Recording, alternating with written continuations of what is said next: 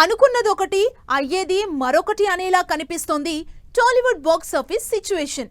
ఏవేవో కారణాలతో safe zone కోసం వాయిదా పడ్డ మన సినిమాలకి షాక్ ఇచ్చేందుకు రెడీ అవుతున్నాయి డబ్బింగ్ సినిమాలు. మరి టాలీవుడ్ పై దండయాత్ర చేయడానికి సిద్ధమవుతున్న ఆ పరభాష సినిమాలేంటో ఈ స్టోరీలో ట్రాక్ చేద్దాం. టాలీవుడ్ బాక్స్ ఆఫీస్ దగ్గర ఇప్పటివరకు జరిగింది ఒక లెక్క, ఇకపై జరిగేది మరో లెక్క అనేలా ఉంది పరిస్థితి. మరీ ముఖ్యంగా చిన్న సినిమాలకి డబ్బింగ్ మూవీస్ నుంచి బిగ్ ఫైట్ తప్పేలా లేదు.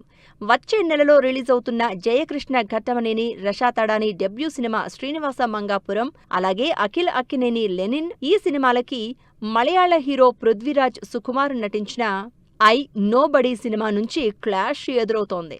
బ్యాంక్ రాబరీ కాన్సెప్ట్తో తెరకెక్కిన ఐ నోబడీ సినిమా జూలై 9న ఆడియన్స్ ముందుకొస్తోంది. పృథ్వీరాజ్ సుకుమారంతో పాటు తమిళ హీరో ధనుష్ కూడా టాలీవుడ్ బాక్స్ ఆఫీస్ పై దండయాత్రకు రెడీ అవుతున్నారు.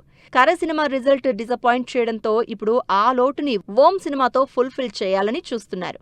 మలయాళ మెగాస్టార్ మమ్ముటి, సాయి పల్లవి, శ్రీలీల హీరోయిన్స్ గా నటిస్తోన్న ఈ సినిమా ఫస్ట్ పార్ట్ అక్టోబర్ 16న థియేటర్స్ లోకి రానుంది.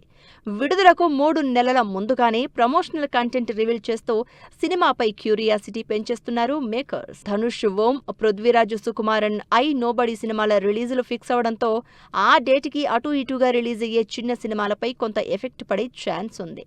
తమిళ హీరో విశాల్ హీరోగా నటిస్తూ డైరెక్ట్ చేస్తున్న మకుటం సినిమా కూడా వచ్చే నెలలోనే ఆడియన్స్ ముందుకొస్తున్నట్టు టీజర్ తో క్లారిటీ ఇచ్చారు మేకర్స్. విశాల్ 3 డిఫరెంట్ గెటప్స్ లో నటిస్తోన్న ఈ సినిమా టీజర్ ఇంట్రెస్టింగ్ గా అనిపిస్తోంది.